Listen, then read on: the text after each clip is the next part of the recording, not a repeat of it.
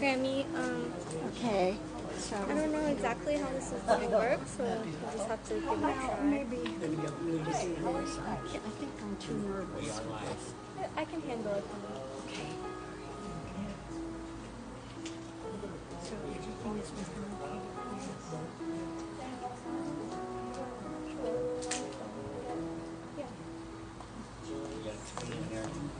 okay. Kathy, what is this?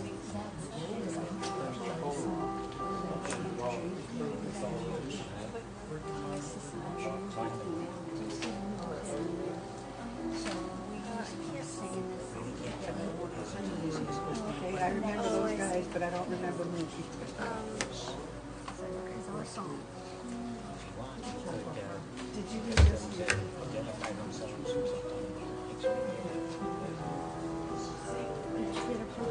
I did. I probably put it on the CD.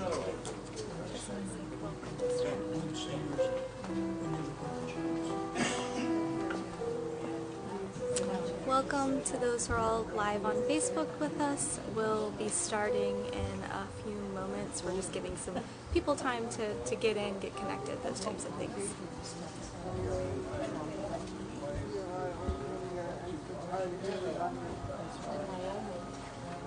Do you want to scoot over? Would you sit by me, please?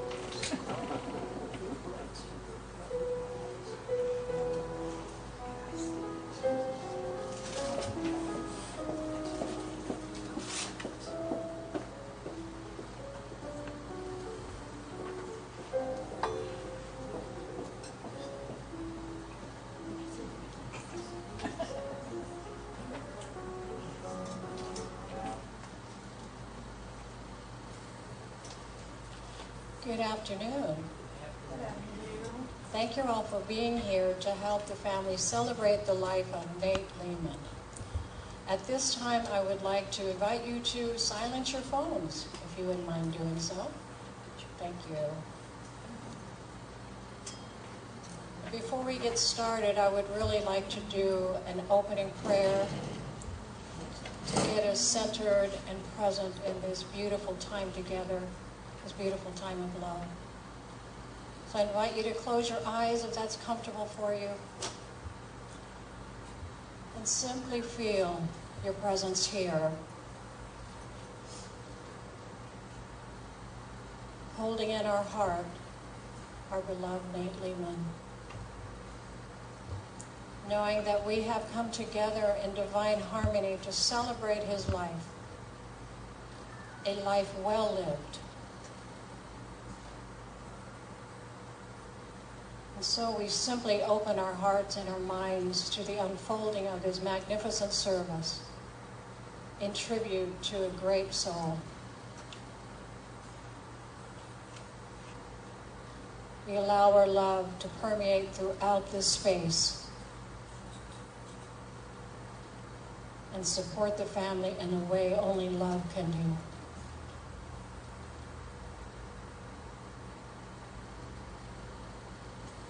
And so, as we have opened our hearts and minds, we simply allow Spirit to be present, God to be present.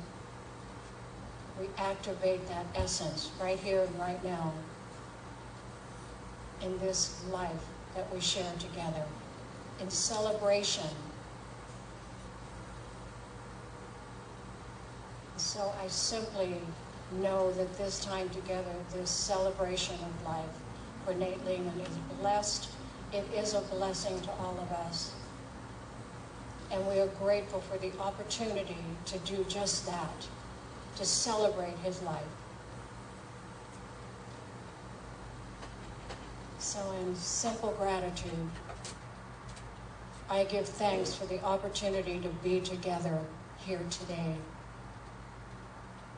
in this harmony, this peace, this state of love that we all are. Thank you, God. And so it is. Amen.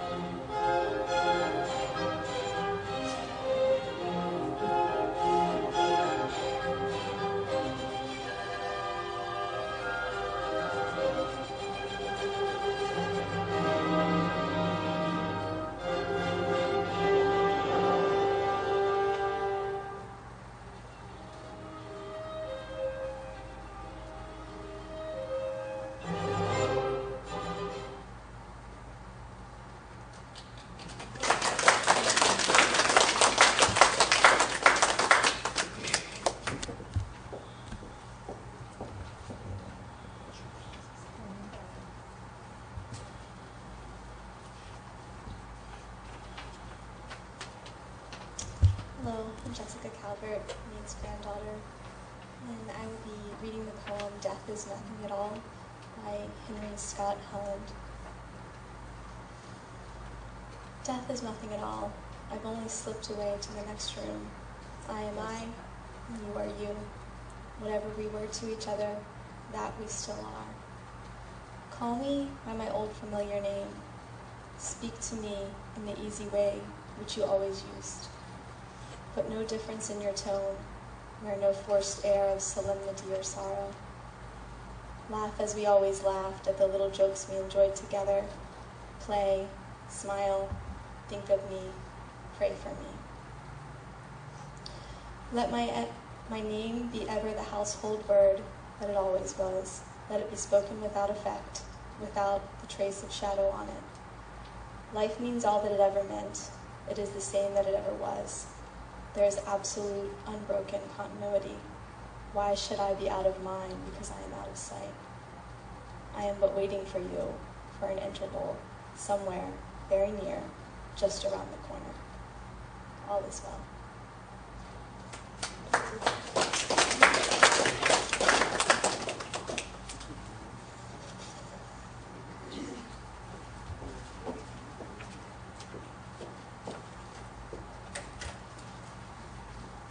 I thought about doing this before you came up here, Jessica. Wouldn't it be nice if we felt a little bit closer? So I didn't want to be obnoxious and come and do it. Anyway, so I have the eulogy, and at first I'd like to say that, you know that expression that a picture's worth 1,000 words? I mean, we sit here, and of course we've got a story for every one of those pictures, and we want to just stop it and tell you about every one of them. But there have been a lot of smiles and a lot of laughs. Nate was the firstborn of 4 children. By the way, I'd like to just say hi to Jerry and Janice and Don, his 3 siblings, and all of our extended family on Facebook and friends. So, born to Esther and Menno Lehman, born in their small home in Marion, Pennsylvania in 1935. Nate would be considered a child of the Great Depression, but his parents moved to Morgansville, just south of Marion, where they opened and ran a successful small grocery and dry goods store for many years. As an 8-year-old, Dad saw a picture of a little girl by the name of Anna Catherine Bear and fell in love with her. But it wasn't until middle school that the feelings became mutual. When her friends teased her about liking some boy, Kathy set them straight, saying, "If you're going to tease me about someone, tease me about Nate Lehman." As a youth, Dad worked in the family store and was the envy of his friends, having free access to all the candy, sodas, and ice cream anyone could ever want. Raised in a very religious Mennonite home, he used to tell us with a twinkle in his eye stories of sneaking off to the movies and being fearful of getting caught. But it was his experiences in his parents' store where he met people from all walks of life that were highly formative for him.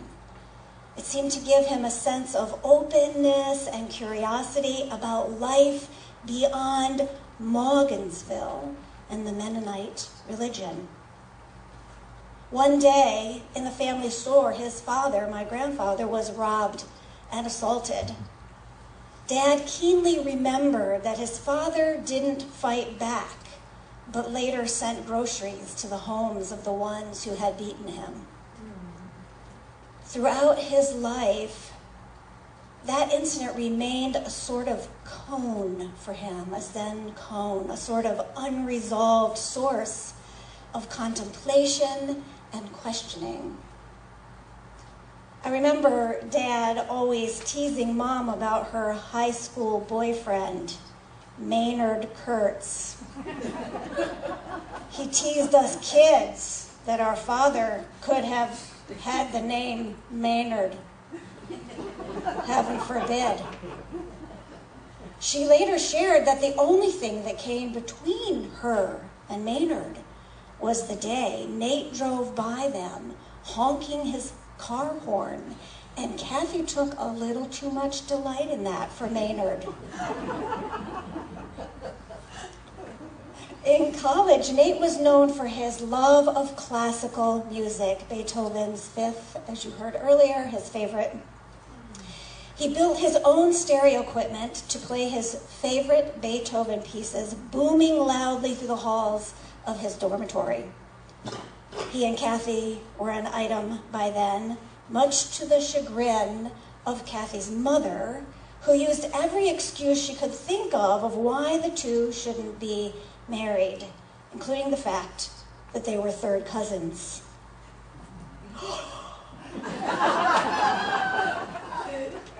In order to marry, Nate and Kathy had to wait until she turned 19 so she could marry, 20, so she could marry without her parents' consent. They married the next day and moved far enough away from their Mennonite community that there was no looking back for the two of them. However, the ethics and values of peacemaking, that is the foundation of Mennonite beliefs, stayed with Nate. He served in the alternative service as a conscientious objector during wartime. I remember as a youth the powerful sound of the voice of Reverend Dr. Martin Luther King Jr. vibrating through our home. My dad was a firm supporter of the civil rights movement and a lifetime advocate for human rights. Dad kept our family active in the outdoors and in fun activities. He couldn't swim, but he insisted we have a motorboat, of which he was the full-time skipper. He enjoyed pulling the rest of us on skis as much as we enjoyed the skiing. We traveled and camped and played games and cards. I remember many a night in a tent somewhere, Dad pushing the rain puddles off of the top of the tent to keep the rainwater from leaking in on us. Nate was eclectic in vocation, a water softener salesman, a TV repairman, even did a stint as an aide at the state psychiatric hospital.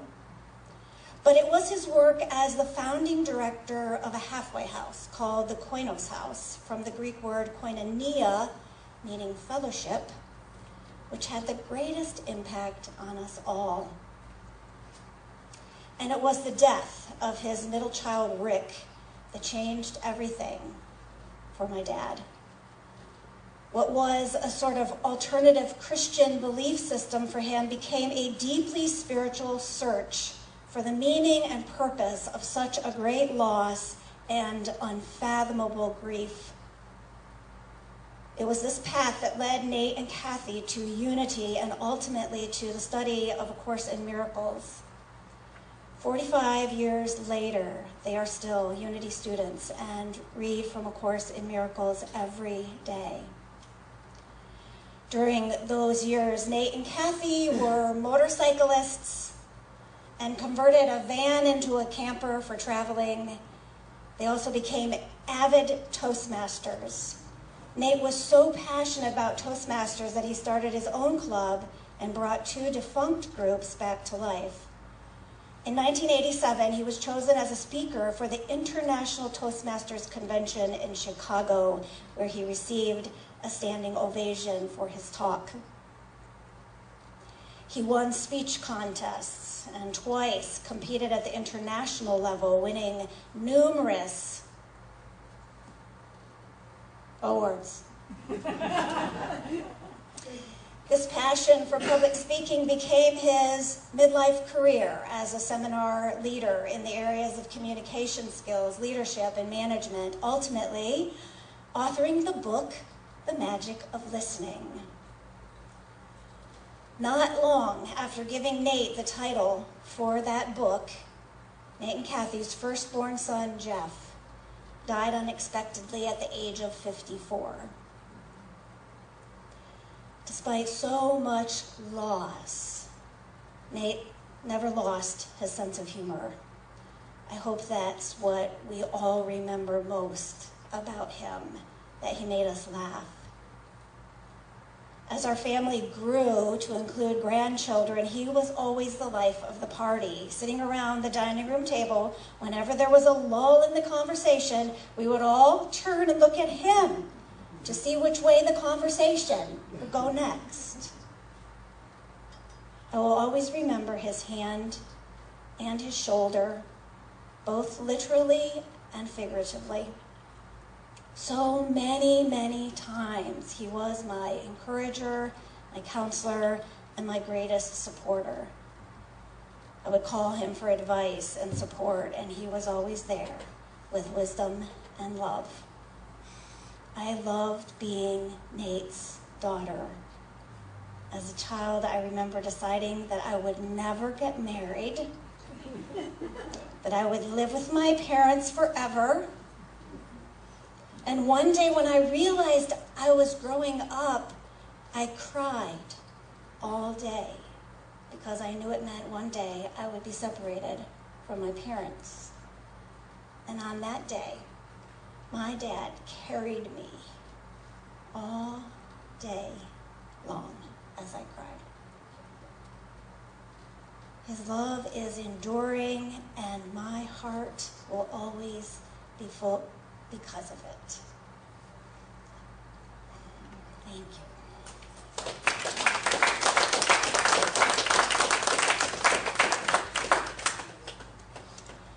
So there's a little introduction for the next song. And, as I was preparing the eulogy, I realized that I could not talk about my dad without talking about my mom, and that's because they have been literally attached at the hip and the heart and the head for 65 plus years. And so we wanted to honor this morning that relationship. And the music is in particular special to my mom and dad because this song was popular when they were first married in 1956. And when they left for their honeymoon and they headed for Florida, they were listening to this song over and over and over again. They would sing it together in the car. And so here it is, True Love.